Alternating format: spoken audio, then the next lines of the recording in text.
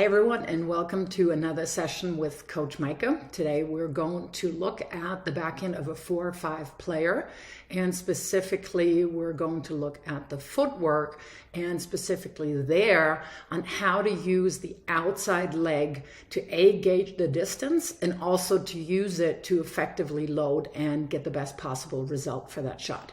So we have Brian here on the top, and then of course one of the best backhands in the business, Novak Djokovic. So I use him a lot because he's perfect. So let's take a look here. This was the best that I could line them up. What I'm going to do is I'm just going to let them run a couple of times through at a little bit of a slower pace. So this is not quite real life. And then let's break it down from the top. All right, so the first thing always that I'm looking at on a backhand is the grip. So Brian has a continental grip on the right hand, so that's perfect. And he's got an Eastern grip on the non-hitting hand, on the non-dominant hand, his left hand. Djokovic has the exact same grip. He's a little bit more on a continental on the bottom hand and has an Eastern grip on the backhand. So as I'm always trying to emphasize, different grips have different swing paths and ask for different contact points. So the reason why I'm choosing Djokovic here for Brian especially is because they have the same grip. So their swing path will look pretty similar to one another. So let's look at the next components. And this is specifically where I want you to look at the left legs here. So the one thing that I'm noticing with Brian is he did have to move a little bit more from the right to his left, whereas Novak was pretty stationary and able to move into the shot. But what I do think is when I'm just feeding a ball here, and that's a regular rally ball at a 4-5 level, you do have enough time, you should have enough time to get that left leg a little bit more behind the ball. And what I mean is what you see here. See, now we have load for Brian right here, and he's taken a pretty big cross step over here. So his body weight moves into this direction a little bit more, whereas we see the weight transfer for Novak from his left leg straight forward onto his right. See that here now? This is where the weight comes onto the front foot, and he can shift the weight beautifully into the ball, even if it is a cross-court shot. All right, so he doesn't step across too far here. He doesn't step across too far here. He's in a closed stance, and the weight transfer goes forward. So what I'm thinking with Brian, if he could get a couple more smaller adjustment steps in, and then have his left foot here so that he can stride forward a little bit more. So the last stride, the last step into the shot will always be wide. So don't make the mistake that you're having little shuffle steps to get into the shot. Those little adjustment steps happen before you take that last bigger shot, the last bigger step, because that way you can easily or more easily shift your body weight forward. So that is the one thing here. And the result of this is, look at the upper body here. So Novak leans into the ball and a little bit more over to the left, whereas Brian is pulling up and out to the right. So I'm always trying to help my clients with a little bit of an analogy, if you will. What is the output that you want? And the output on this one is either a down the line backhand or a cross court backhand, both of which require you to shift your weight forward. So you can only get out what you put in. And on that one, Novak does a better job with his footwork here, in that he's setting up his left leg as the input exactly behind the direction of where he wants to hit. So his input is going in here, and therefore the output is easier to move forward.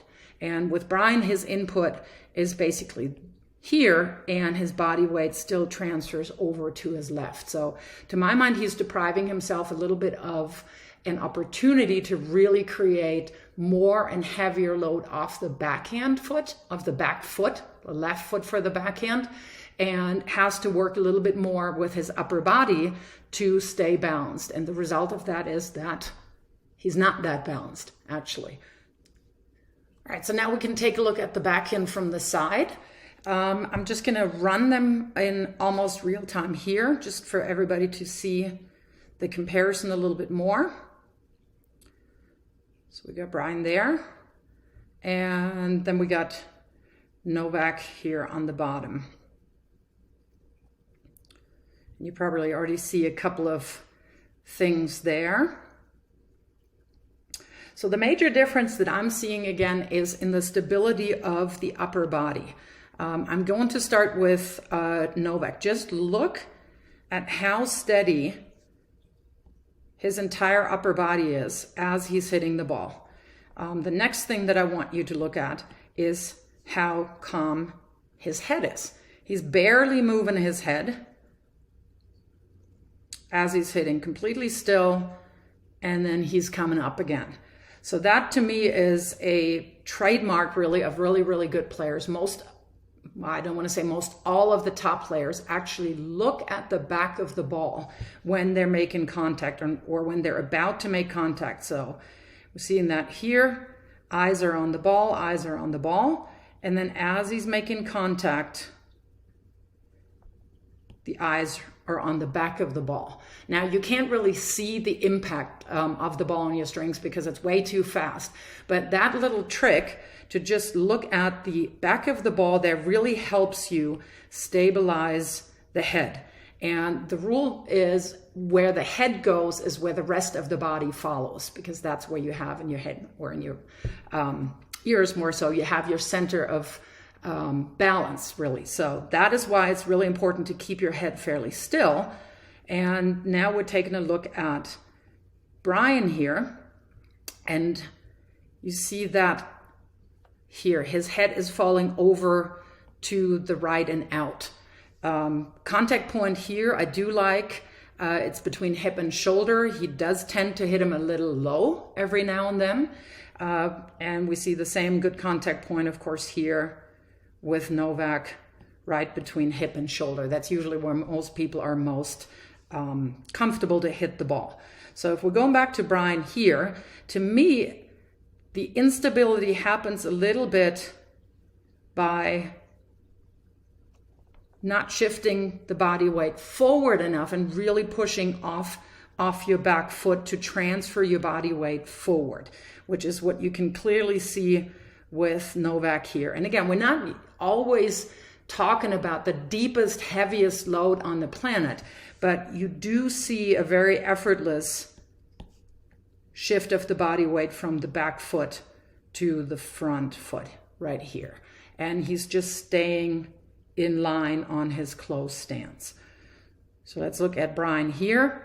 He's stepping over a little bit more, not quite as extremely as in the example from the shot that we took from behind, but to my mind, he could probably move forward a little bit more and just get a little bit more body weight shift going forward and keeping his head a little stiller. So see here he's not even having made contact yet, and he's already pulling out of the shot a little bit. So again, that's to me a very small source of power, a resource of power, but at a level of 4-5, 5-0, those changes or those adjustments that have to be made, they're so minuscule, right? But they can really have dramatic impact here.